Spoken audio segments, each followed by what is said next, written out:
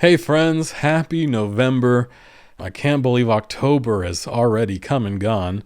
And just like that, we're looking at Thanksgiving straight in the face, and around the corner after that is Christmas. And before you know it, we're all going to be singing jingle bells. And I love this time of year.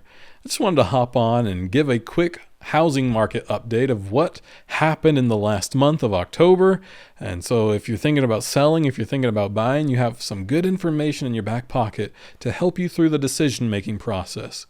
And if you don't live in Ashland, maybe you live in Talon or Phoenix and Medford, and you would like a housing market snapshot for your specific city, zip code, or even just your specific neighborhood, reach out to me. I'd love to put that together for you, and I'll get working right on that. But I hope today will be very helpful and insightful of what's going on here in the Rogue Valley, at least in Ashland specifically. All right, so let's dive right in. Housing market through October 2025 here in the city of Ashland.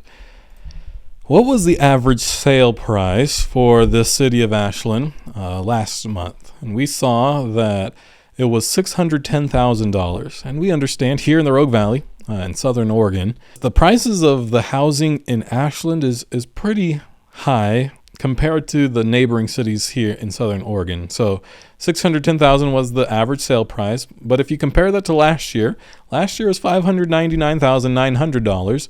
And so if you're a homeowner, you're saying hallelujah. The values of your houses have apparently gone up, and so people are listing their houses for more money this year than they were last year, about 2%, just under 2%. But if you're a home buyer, it's not bad news for you either. It's not a huge amount of appreciation and sale prices going up, and so you're still right in there. You're pretty much buying the same house for around the same price this year, just a little bit more. New listings. How many new listings hit the market last month as opposed to 12 months ago?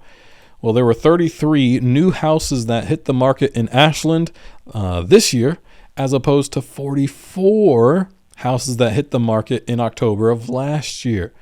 And so what does this mean? There's a lot of different things that we can talk about this, but this is what we can say. This is good for home sellers, for homeowners looking to sell.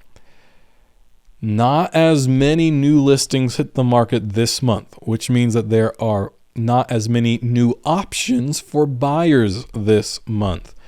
The next stat will kind of balance it out, but just think of this. If 33 new houses hit the market as opposed to 44, man, those who are looking to buy a house, there's not as many new options coming on the market. Maybe they've already looked at several of the houses that were already actively being listed. And man, maybe this month there's going to be more. And there were more, 33 new listings. But if you compare it to last year, there were 44, and the buyers there, they were able to have a lot more options that were hitting the market and just be able to find that perfect home a little bit easier. And so this is good for sellers, but look at the next stat. Active listings. So we saw how many new houses hit the market, but how many houses were on the market in total for the month of October this year? There were 177 active listings this year in October. But last October, there were 171 houses listed for sale. And so, yes, there wasn't as much competition for new listings, but there was actually more competition this October than last October. And so that kind of benefited the buyer side because there was a lot more options. And I shouldn't say a lot. It's only 6 more houses and only 3.5% more this year than last year. But it kind of balances out. Not as much competition for new listings in October, but there were more active listings. So it kind of balances out. Good for sellers, good for buyers when you look at both of those stats. But how many listings sold? How many houses sold last month when you compare it to a year ago? 35 houses sold or closed last month in October, but October of last year, there were 38. And so, again, very minuscule type of differences. Yeah, you can look at that and say, not as many houses sold this year in October than last October, but it's only 3.5% less, only 3 houses less. And so not a huge deal, but we'll see with the other stats that things aren't moving as quick, and this would be also an indicator of that. And so if you are a home seller, if you're a homeowner thinking to sell, just keep that in mind. There weren't as many houses that actually ended up selling this month as opposed to last year, even though it's pretty similar. Average days on market. This is the one thing that homeowners, they probably keep an eye on the most, especially when they are actively listing their property, because it tells how long should I expect to have my house on the market before it actually sells. Last month, the average day on the days on the market for the city of Ashland was 80 days. And that's quite a bit. 80 days is a long time, just under 3 months. And so just think about this.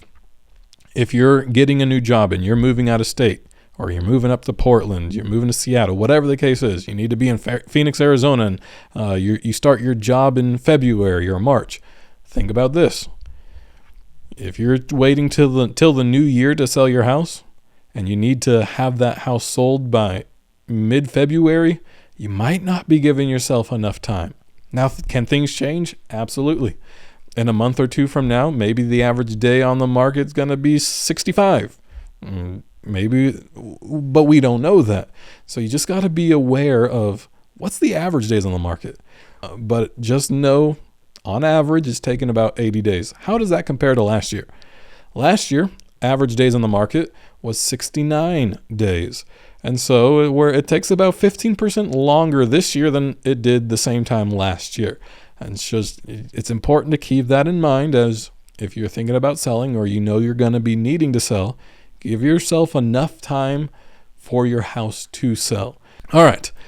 Last one, months of inventory. Some people call it months of supply. Some people call it absorption rate.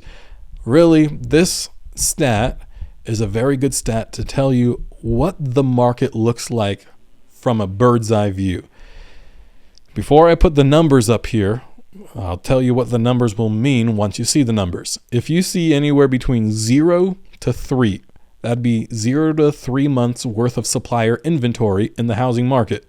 That means we are in a seller's market, where the sellers are in the driver's seat because there's not as much supply or inventory in the housing market. There's not as many options.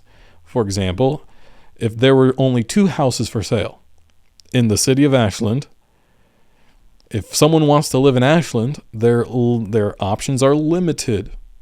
And so if they really want to, they got to pretty much succumb to the whims and the desires of the sellers if they truly wanted to live in Ashland. But if there's 100 houses for sale, now those who want to live in Ashland, they have a lot of options. They can do a lot more negotiating possibly. And so if we see 0 to 3 months worth of inventory, sellers are on the driver's seat because there's not as much supply. If we start to get into the 4 to 6 months of inventory, we call that a neutral or balanced market, where neither the seller is in the driver's seat nor the buyer. There's a good amount of supply, good amount of possibly demand. It's a neutral or balanced market. The moment you cross the 6th month or 6 months of inventory, that's when you begin to have the buyers in the driver's seat. Let's use the same example. And if there were 2 houses for sale in Ashland, the sellers are in the driver's seat.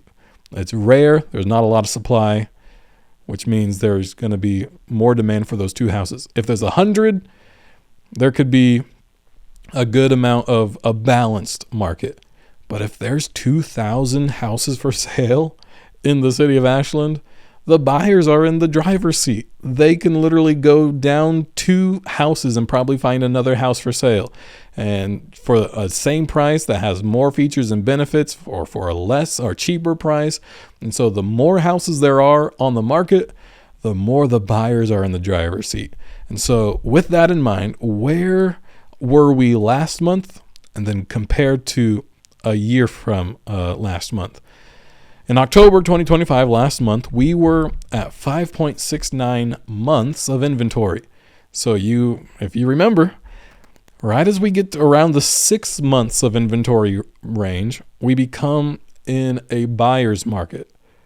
And so we're pretty close to a buyer's market, but we're still in a neutral or balanced market where neither the sellers nor the buyers are in a kind of the driver's seat. But how does that compare to last month, or last year, I should say?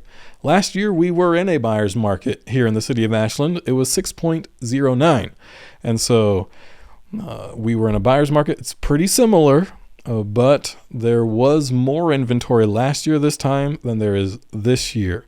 And so as you're a seller, keep that in mind. There's more inventory. There's 5.69 months of inventory and supply here in Ashland. And so that could be a big driving factor of why houses are staying on the market for 80 days this year. And so that is a very good stat for you to be aware of if you're looking to buy, for sure, right now, or sell. And so I hope that was some good information to help you kind of put some things into your mind as you look to possibly buy or sell here in the city of Ashland.